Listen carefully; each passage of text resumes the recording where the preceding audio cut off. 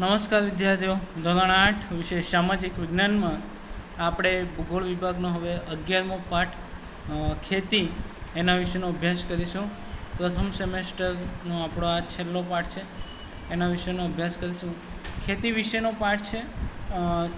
આપણે સૌ કોઈ જાણો છો કે આપણા ભારત દેશમાં આપણે ખેતીને કેટલું મહત્ત્વ આપે છે.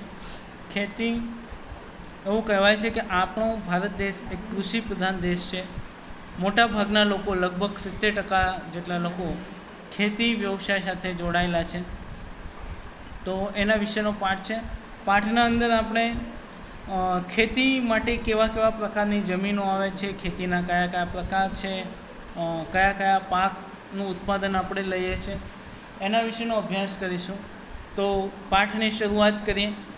વિશ્વના આશરે 50% લોકો ખેતી પ્રવૃત્તિઓમાં રોકાયેલા છે. આપણો દેશ કૃષિ પ્રધાન દેશ છે. દેશની આશરે 2/3 વસ્તી હજુ પણ ખેતી પર નિર્ભર છે, એટલે ખેતી પર આધાર રાખે છે. દેશની આબાદી અને સમૃદ્ધિનો આધાર આ વ્યવસાયના વિકાસ ઉપર છે. એટલે યાદ રાખજો કે ખેતીનો જો વિકાસ થશે તો દેશનો વિકાસ થશે. બરાબર. દેશની આબાદી અને સમૃદ્ધિનો આધાર કોના પર છે? ખેતીના વ્યવસાય ઉપર છે. ભારતના ખેતરોમાં જુદા જુદા પાક ઉગાડવામાં આવે છે, જેમાં કોઈક ખોરાક માટે તો વળી કોઈક પાક ઉદ્યોગ ધંધામાં કામ આવે છે.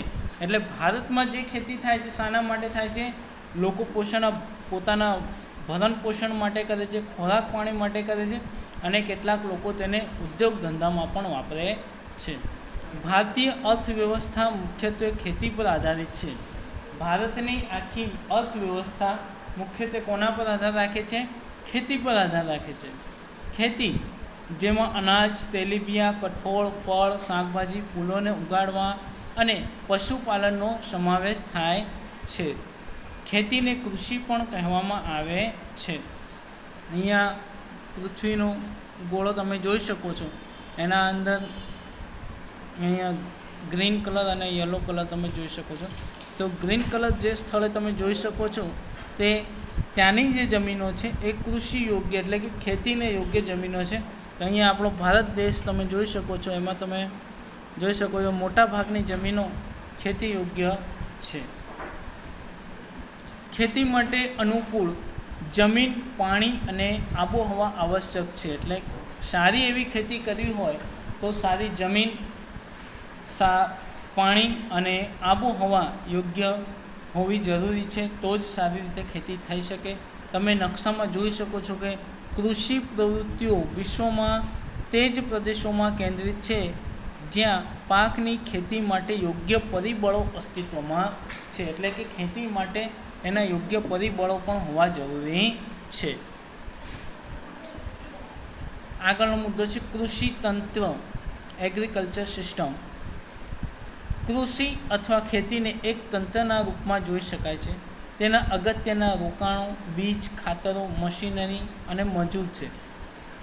ખેડવું, વાવણી, સિંચાઈ, નીંદણ, કાપણી અને લણણી તેની કેટલીક ક્રિયાઓ છે. આ તંત્રની ઉપજ અંતર્ગત પાક, ઊન, ડેરી અને મરઘા ઉછેર વગેરે આવે છે. તો આ કૃષિ તંત્ર થયું આખું. હવે પછીનો મુદ્દો આવે છે જમીનના પ્રકાર. હવે પછી આવે છે જમીનના પ્રકાર. એના અંદર પહેલું આવે છે કાપની જમીન. કાપની જમીનનું નિર્માણ નદીઓ દ્વારા નિક્ષેપિત કાપને લીધે થાય છે. તે ચીકણી અને ઘેરા રંગની હોય છે. કાપની જમીન દેશના ઘણા મોટા વિસ્તારમાં જોવા મળે છે. ગુજરાતમાં લગભગ 50% કરતાં વધુ વિસ્તારમાં કાપની જમીનો જોવા મળે છે. આ જમીનની ફળદ્રુપતા જુદા જુદા સ્થળોએ ભિન્ન ભિન્ન જોવા મળે છે, પરંતુ સામાન્ય રીતે આ જમીન ઘણી ઉપજાઉ હોય છે. આ જમીનમાં ડાંગર, શેરડી, શણ, કપાસ, મકાઈ, તેલીબિયાં વગેરે પાકો લેવાય છે. બીજો પ્રકાર છે રાતી જમીન.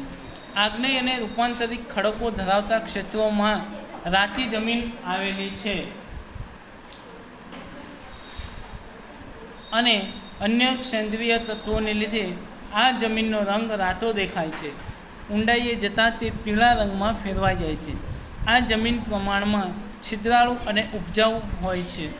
આ પ્રકારની જમીનમાં બાજરી, કપાસ, ઘઉં, જુવાર, અળસી, મગફળી, બટાટા વગેરે પાક લેવામાં આવે છે. પછી આવે છે કાળી જમીન. આ જમીન ચીકણી અને કશવાળી હોય છે. આ જમીનની ભેજ સંગ્રહ શક્તિ ઘણી વધારે હોય છે. જ્યારે ભેજ સુકાય ત્યારે તેમાં ફાટો કે તિરાડો પડી જાય છે, એટલે બે ફાડ પડી જાય છે અને તિરાડો આના અંદર પડી જાય છે. આ જમીન કપાસના પાક માટે વધુ અનુકૂળ છે. તેથી જ તો તે કપાસની કાળી જમીન તરીકે જાણીતી બની છે. બરાબર, કાળી જમીન તો શાના માટે? કપાસની કાળી જમીન તરીકે જાણીતી છે. આ જમીન રેગુલ નામે પણ ઓળખાય છે. આ પ્રકારની જમીનમાં કપાસ, અળસી, સરસવ, મગફળી, તમાકુ અને અડદ જેવા કઠોળ વર્ગના પાકો લેવામાં આવે છે. ચોથો મુદ્દો છે આપણો પડખાઉ કે લેટેરાઇટ જમીન. વધુ વરસાદને કારણે તીવ્ર ધોવાણના ક્ષેત્રોમાં પડખાઉ જમીન તૈયાર થાય છે.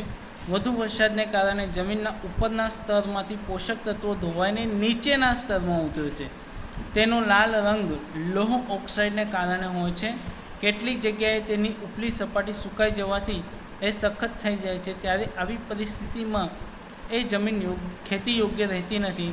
જૈવિક દ્રવ્યનું પ્રમાણ